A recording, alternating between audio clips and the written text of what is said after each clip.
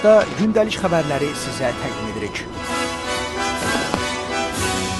Amerikanın səsi, Vaşinqton. Salam, hörmətli tamaşaçılar. Dünyaya Baxışın həftə sonu buraxılışında sizi xoş gördük.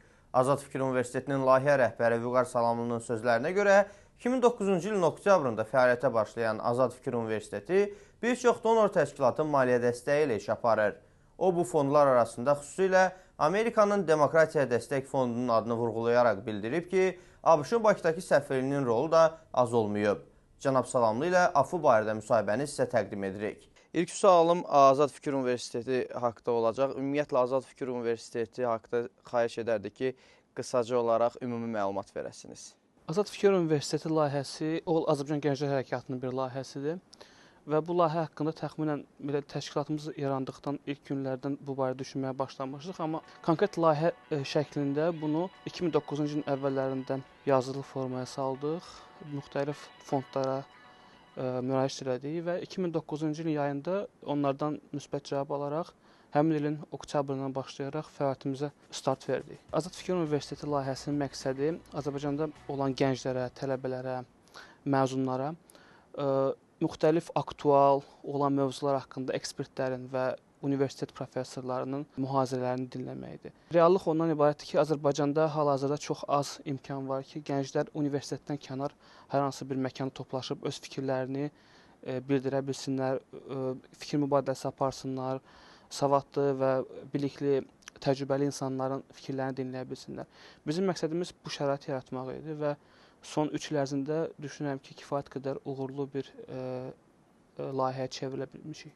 Siz söylədiniz ki, Azad Fikir Universiteti bir layihədir və bu layihə bəzi fondların, bir neçə fondun təşkilatçılığı ilə ərsəyə gəlib.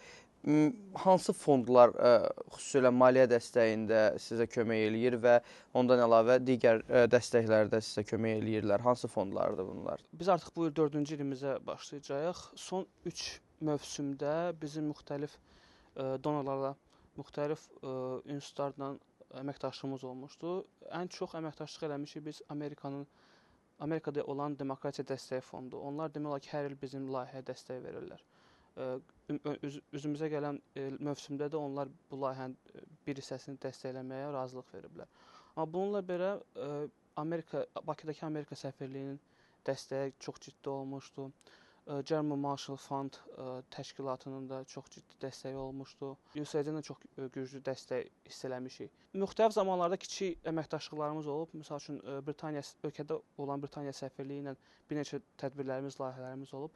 Nə yaxşıdır ki, bu layihə o qədər populyar olmuşdur ki, bizimlə əməkdaşlığa pozitiv baxan təşkilatlar çoxdur. Layihənin son illər ərzində əldə etdiyi uğurlar, populyarlığı donorlara əsas verir ki, bizim layihəyə dəstək versinlər. Bir sualım belə olacaq ki, siz söylədiniz ki, tədbirlər keçirirsiniz və bu tədbirlərin ümumiyyətlə mövzularını nəyə uyğun seçirsiniz və qonaqları hansı kriteriyalara uyğun seçirsiniz? Sizin, belə deyək, izləyicilər mi bunu tələb edir, yoxsa özünüz bu haqda qərar verirsiniz? Layihə başlayanda bizim müəyyən etdiyimiz müəyyən istiqamətlər var idi. Bu istiqamətin əsasları olan mövzular, insan hüquqları, ümumiyyətlə hüquq mövzusu, fəlsəfə haqqında çox maraqlı tədbirlərimiz olub, demokratiya haqqında fikir mübadilələri çox olub, ölkədəki real iqtisadi vəziyyət, mədəniyyət haqqında, ədəbiyyat haqqında mühazirələrimiz olub. Əslində, mövzu baxımından kifayət qədər çox şaxəlidir layihə, amma əsas fərq ondan ibarətdir ki, layihəyə gələn spikerlər məsələlərə tənqidi yanaşırlar. Bəzi problemləri açıq şəkildə bildirməyə çəkinmirlər. Yəni, bu əslində gənclər tərəfindən çox maraqlı qarşılanır. Çünki Azərbaycanda təəssüf ki, tənqid mədəniyyəti çox inkişaf etməyib və televiziyada və rəsmi universitetlərdə tənqid mövzularında mühazirələr görmək çox qeyri-mümkündür. Bizim layihədə bu çox aktual olaraq qalır. Yəni, tutaq ki, adi bir mədəniyyətlə bağlı mövzu olanda belə biz çalışırıq ki, real problemləri vurğulayaq, onun problemlərin həll yoluna bağlı təkliflərimizi verək, gənclər öz təkliflərini verirlər, spikerlər öz təkliflərini verirlər. Yəni, bizim layihədə iştirak edən insanlar məsələyə müxtəlif tərəflərin fikirlərini baxa bilirlər və real nəticəni dəyərləndirə bilirlər. Layihənin uğurlarından biri oldu ki, biz keçirdiyimiz tədbirlərin, mühazirələrin video yazısını çəkib onu veb səhifəmizə yerləşdirirdik. Nə qədər populyar olsaq da, müəyyən məhdudiyyətlər var.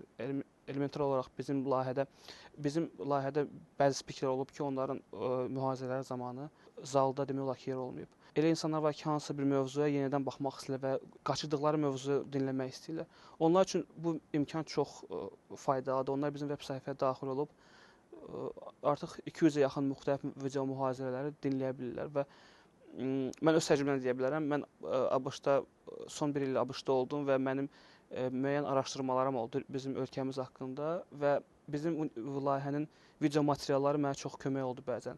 Tutaq ki, Avropa-Azərbaycan münasibətləri haqqında mövzu, insan hüquqları ilə bağlı mövzu bizim çox dəyərli spikerlər, çox maraqlı fikirlər söyləyiblər və nəsə bir maraqlı araşdırma edəndə rahatlıqla veb səhifəyə daxil olub həmin spikerlərin fikirlərini dinləyib bir araşdırma hazırlamaq çox asandır. Sizin layihənin adı Azad Fikir Universiteti olsa da özü bir layihədir. Gələcəkdə bu layihəni ənənəvi bir tədris ocağına, bir universitetə çevirmək planı varmı? Biz bu layihəni quranda o suallar çox qarşılaşdıq. Nəyə görə universitet adı qoyulmuş, amma bu daha çox könüllü və daha belə deyək də, daha insanların azad olduğu bir məkandır. Yəni bu universitet bürokratiyasından, universitet rəsmiliyindən kənar bir institutdur. Bizim əvvəlcədən ideyamız o idi ki, biz əsas olaraq fikir mübadiləsinə, ideyaların mübadiləsinə üstünlük veririk. Bizim üçün rəsmi bir institut olmaq əhəmiyyətli deyil. Layihədə iştirak edən insanlar kifayət qədər bilikli, təcrübəli, savadlı insanlardır və onlar Azərbaycanda hər hansı bir yeni universitet açılsa, o universitetlərə belə deyək də professor heyətini toplamaq üçün kifayət qədər faydalı ola biləcək spiker siyahımız var.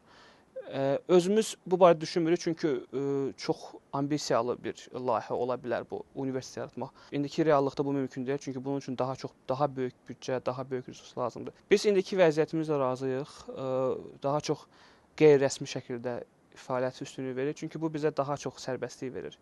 Həm bizə, həm də bizim iştirakçılara, həm spikerlərə rəsmiyyətdən qaçaraq daha çox təhsilin, daha çox fikirlərin, bayaq dediyim kimi ideyaların mübadiləsini üstün veririk.